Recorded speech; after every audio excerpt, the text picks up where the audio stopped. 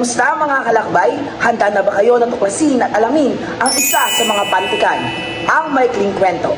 Ito ang unang episode ng Filipino kasama si Ginoong Basilio. Bawat kwento ay may aral, bawat tauhan ay may istorya. Magandang araw!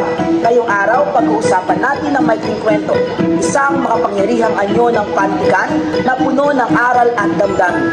Tara na, simulan na natin! Ang mga layunin ng araling ito.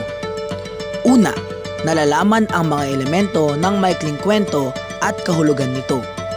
Pangalawa, nasusuri ang maikling kwento batay sa mga elemento nito.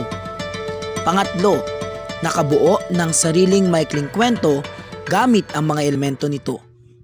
Ano nga ba ang maikling kwento? Ang maikling kwento ay akdang pampanitikan na inilalahad ng isang pangyayari sa buhay ng pangunahing tauhan na maaaring totoo o hango sa guni-guni o likhang isip ng mayakda.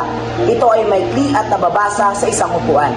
Ibig sabihin ng maikling kwento ay payak, direkta at kayang basahin ng isang mambabasa sa isang upuan lamang. Mga elemento ng maikling kwento: tauhan, tagpuan at banghay.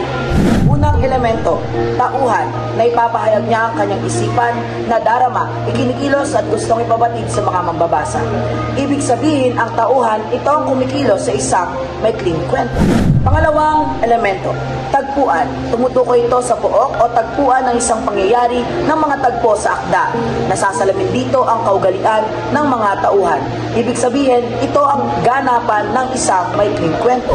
Banghay, tumutukoy sa maayos na kawing-kawing o pagkakasunod-sunod ng mga pangyayari sa isang akda. Ito ay may mga bahagi. Una ang panimula, kakalasan, tunggalian, wakas at kasukdulan. Panimula. Dito natin mababasa ang introduksyon ng isang maikling kwento. Ito rin ay nagpapakita ng suliraning kakaharapin ng pangunahing tauhan. Sa tunggalian naman, dito natin mababasa ang mga suliranin o labanan sa kwento. Ito ang mga hadlang o sagabal bago malutas ang suliranin. Ang kakalasan ng maikling kwento ay naglalahad ng solusyon sa problema o palatandaan sa pagwawakas ng kwento. Ang kasukdulan naman ang may pinakaigting na pangyayari, nagdudulot ng pinakamataas o pinakamatalas na pananabik. Ang pinakahuli, wakas. Ito ang kinahinatnan ng mga pangyayari sa kwento.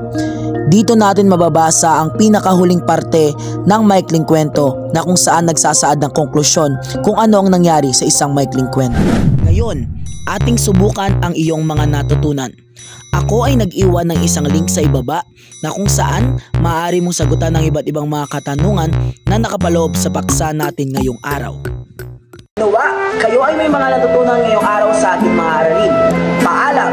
Muli, ito ang Filipino kasama si Ginoong Basilio. Pagpalain!